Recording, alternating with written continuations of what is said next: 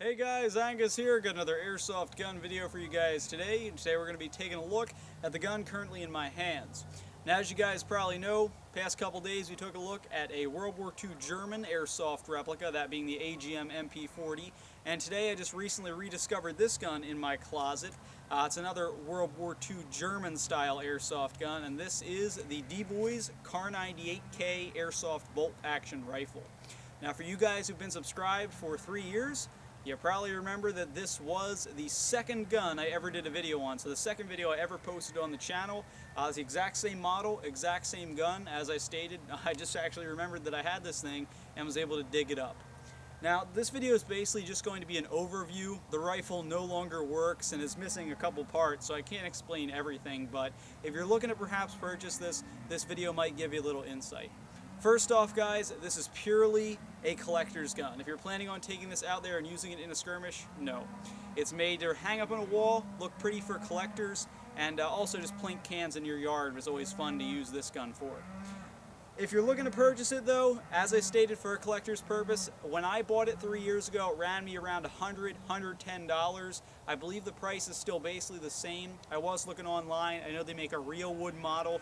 This one is false wood. That's powered by gas as opposed to the spring bolt action on this one for about $150.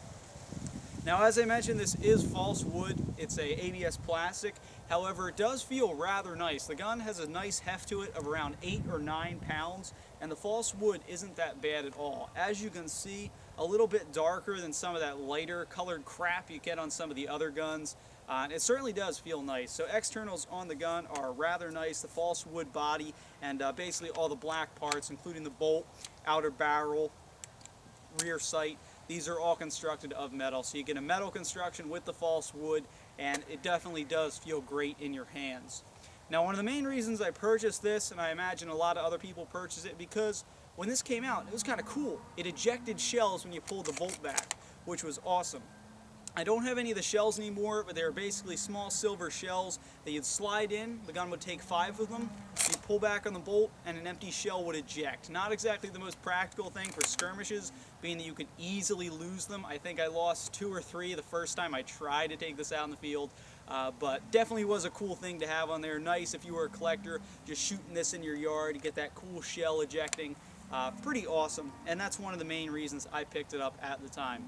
Talking a little bit about the bolt, since it was spring bolt action, as I mentioned, it no longer fires. In order to cock it, I'd have to pull the bolt back, push it forward like so, and then I'd be able to pull the trigger. The gun does have a functioning safety located on the bolt. When it's flipped to the left, the gun's trigger can be pulled and the bolt can be pulled back. However, if I were to flip it to the right, the bolt will not be able to come back and the trigger will not be able to be pulled. So definitely a cool feature with the shells ejecting there. If you're looking for this just to, shoot it in your yard and all that, definitely something you may want to look at, as it is pretty cool. The gun does have a rear sight that is adjustable. You simply slide to raise it up like so for the different meters or yards, I believe it is.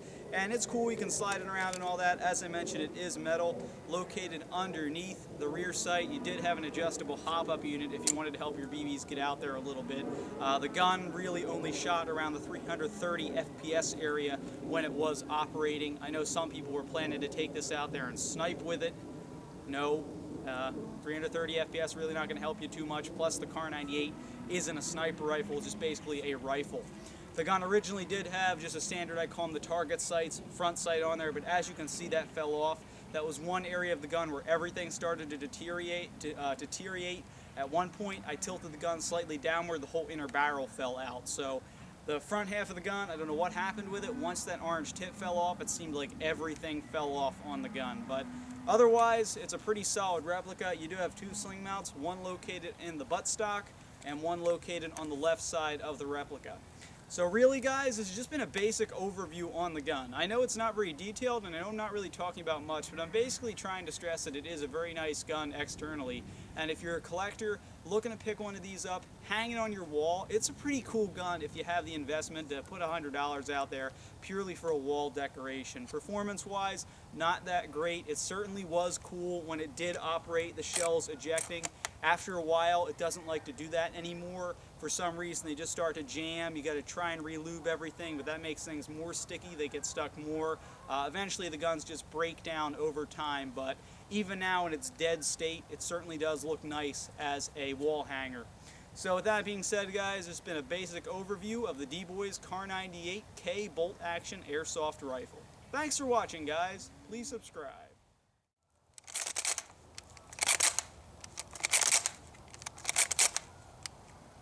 The bolt's still plenty of fun to rack back, though.